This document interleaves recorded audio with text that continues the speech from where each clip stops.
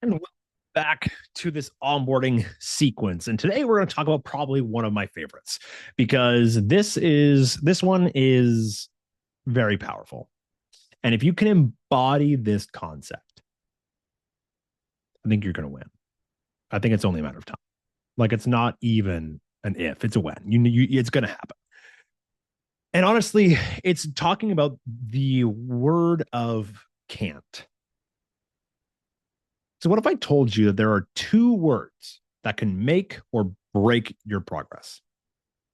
It's not carb, it's not cardio, but rather it is can't and don't. One of them makes you feel trapped, and the other one makes you feel unstoppable. Let's break it down. Here's why I can't always backfires. So, first off, say these out loud with me.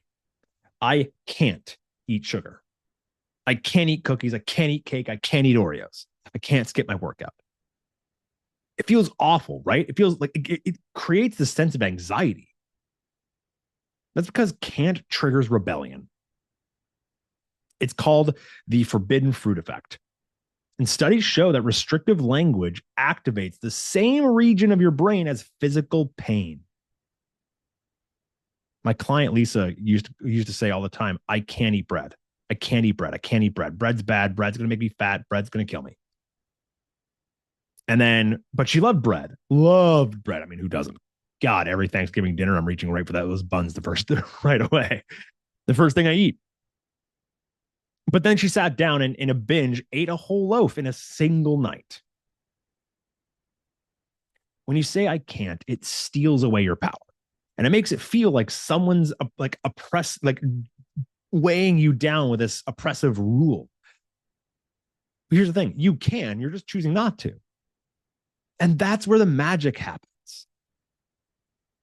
And this is why I don't is your superpower. Because now try this. I don't eat sugar. I don't miss workouts. I don't eat ice cream. I don't do this. It feels different, right? It almost feels liberating. Because when you say, I don't, it's based in your identity.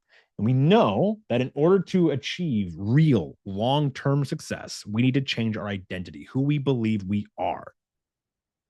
When you say, I don't, it's no longer a restriction, it's just a part of who you are. And the second thing it does is it gives you ownership of your choices, it gives you autonomy. The choice is yours, not some external arbitrary diet that said, no, you're not allowed to do this. You're not allowed to eat that. The most successful people don't resist temptation. They redefine themselves into someone who just doesn't need the thing. So, how we rewire our language. Catch yourself when you say, I can't have dessert. And then swap to don't. I don't eat dessert on weekdays. To make it even better, add a why behind it. I don't eat dessert on weekends because I love how energized I feel when I don't give in to sugar cravings. Because the sugar crashes make me feel like crap. And I love not feeling like crap. I don't eat dessert on weekdays because I love how energized I feel without the sugar crash. For a little extra power, use I don't fill in the blank anymore. I don't eat fast food anymore. This again, it acknowledges your growth. So catch yourself in the wild when you say, I can't have dessert. Then go, wait, hold on. No, I don't eat dessert on weekdays because I love how energized I feel without crashes.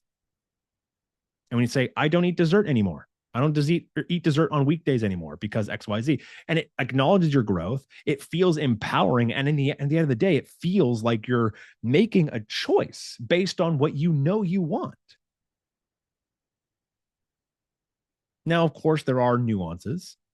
I don't isn't a prison sentence, right? For non-negotiables, things like sobriety, saying I don't drink. For flexible choices, I don't usually eat late at night, but I will at my anniversary dinner, right? It's important to understand when you need to make exceptions. Like if you have date night once a week, obviously that's when you make the exceptions. Of course, I'm going to share a dessert with my wife. Like of course I am. right? Even if it's a Friday night, even if it's a Wednesday night, it doesn't matter. If I'm going out on a date with my wife, I'm gonna enjoy dessert with her. But every other day of the week, I don't. You decide. Therefore, there's no guilt. Because when you say I can't, then it feels like you're doing something bad when you give in. But if you make the decision, I don't, it feels good. You're more likely to follow through. You're more likely to continue going. You're more likely to stay consistent and more likely to actually make it to the other side without it feeling like another restricted diet with no guilt whatsoever. At the end of the day, your words shape your reality. So starting today, ditch the I can't and own the don't. And watch how your choices and confidence begins to transform. So comment below with one I don't statement that you're going to commit to this week. I'll go first.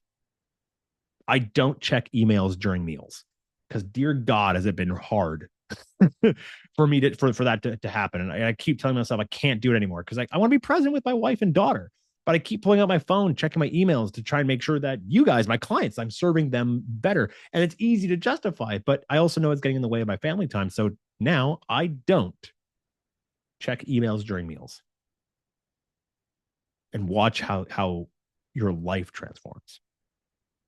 By the way, the next two videos after this are also going to be dogging on the word can't, because can't is a very toxic word that we use all the time to justify all sorts of terrible decisions. This being one of them. So for the next two videos, I'm going to talk more about I can't. But for that being said, swap I can't with I don't and watch how much more empowered you feel when you make choices. I'll see you next one. Take care.